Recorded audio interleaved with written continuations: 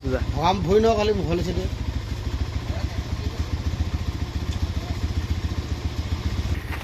এইটা ৰুটি ভাল হ'ব কিমান আছে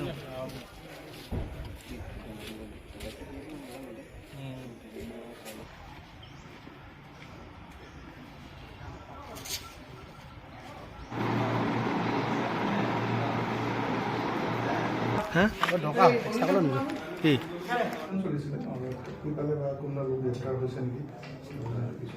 আচ্ছা আমি এইটো কেছটো আৰম্ভ হৈছে 2 তাৰিখৰ পৰা 2 আগষ্ট ৰাতিপুৱা 3টা বজাত মানে আমি 1 তাৰিখে ৰাতি পেট্ৰলিং কৰি থকা অৱস্থাত 2 আগষ্টত ৰাতি 3টামান বজাত আমি এখন গাড়ী পাইছিলোঁ মানে 6 চকীয়া গাড়ী আমি সিগনেল দিলে তেওঁলোকে অলপ গুচি গৈছিল আগবাঢ়ি গৈছিল তাৰপিছত আমি মিটং ব্ৰিজৰ ওচৰতে আমি ৰখাই পেলাই গাড়ীখন আমি চেক কৰিছিলোঁ চেক কৰোঁতে আমি তাতে 48 গ্ৰাম আমি ক্ৰুড অইল জাতীয় মানে আমি সামগ্ৰী পাইছিলোঁ suspected to be crude oil তাৰপিছত তেওঁলোকে দুখন কাগজ দিছিল আমাক চালান দুখন দিছিলে GST দি থকা তাৰপিছতে আমি আমাৰ সাসপেক্টটো বাঢ়িলে তেতিয়া আৰু এনেকৈ বা যিকোনো বস্তু তেল জাতীয় বস্তু তেনেকৈ চালানত ক্ৰুড অইল জাতীয় বস্তু আনিব নোৱাৰে আমাৰ সাসপেক্টত আমি তেওঁলোকক থানালৈ লৈ আহিলোঁ আমি লগালগ আমি সেইখিনি বস্তু চিজ কৰিলোঁ চিজ কৰি পেলাই আমি সেইদিনাখনে আমি ONGC কৰ্তৃপক্ষৰ লগত যোগাযোগ কৰিলোঁ তেওঁলোকক আমি এখন ৰিকুৱেশ্যন দিলোঁ তাৰপিছত আমি ডাইৰেক্টৰ অফ ফুড ছাপ্লাই তেওঁলোককো আমি ৰিকুৱেশ্যন দিলোঁ ইয়াত মানে কম্পজিট চেম্পল কালেক্ট কৰিবৰ কাৰণে তাৰপিছতে আমি এটা কেছ লছ কৰিলোঁ আমাৰ কেছ নম্বৰ 90/2022 সেই কেছত আমি ড্ৰাইভাৰ আৰু হেণ্ডিমেন দুজনক আমি গ্ৰেপ্তাৰ কৰিলোঁ গ্ৰেপ্তাৰ কৰি পেলাই আমি তেওঁলোকক ৰিমাণ্ডত আনিলোঁ আমি মহামান্য আদালতৰ পৰা 3 দিনৰ ৰিমাণ্ড পালোঁ আৰু ৰিমাণ্ড পোৱাৰ পিছত আমি তেওঁলোকক সোধপোছ কৰিলোঁ সোধপোছকালত তেখেতে আমাক ক'লে তিনিচুকীয়াৰ পৰা দয়ানিধান গুপ্তা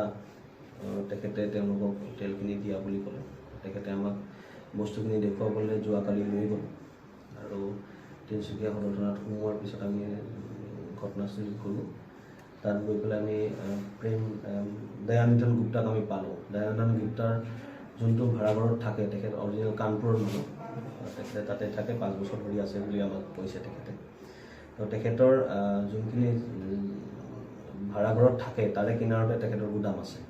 আমি সেই গুদামটো চালোঁ তাতো আমি তেনেকুৱা জাতীয় বহুতখিনি আমি ড্ৰাম পাইছিলোঁ মই সেইখিনি কাম কৰিবলৈ আমি তিনিচুকীয়া সদৰ থানাৰ লগত যোগাযোগ কৰি দিলোঁ সেইখিনি তেওঁলোকে মতে তেওঁলোকে আগবাঢ়িলে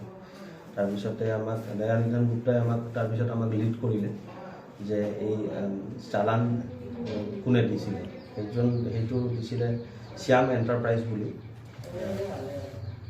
এখন দোকান আছে আপোনাৰ মানৱ কল্যাণ ৰোডত তিনিচুকীয়া টাউনৰ ওচৰত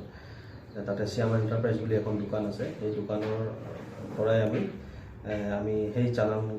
বুকখন আমি পালোঁ কিন্তু তেওঁলোকে আমি যোৱা কিবা প্ৰকাৰে গম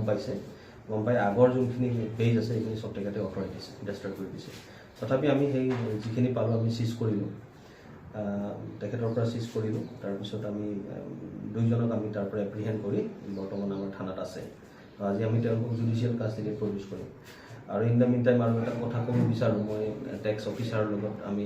এছিষ্টেণ্ট কমিশ্যনাৰ অফ টেক্সৰ লগত মই কথা পাতিছিলোঁ এই বিষয়ত তেওঁলোকে যোনকেইখন চালান দিছিল এই চালানকেইখনৰ যোনটো GST নাম্বাৰ তেওঁলোকে দিছিল এই সামগ্ৰীখিনি যোৰহাটলৈ গৈ থকা বুলি তেওঁলোকে কৈছে এই GST নাম্বাৰটো 2 বছৰ আগতেই মানে অলৰেডি এক্সপায়াৰ হৈছে 2 বছৰ আগতে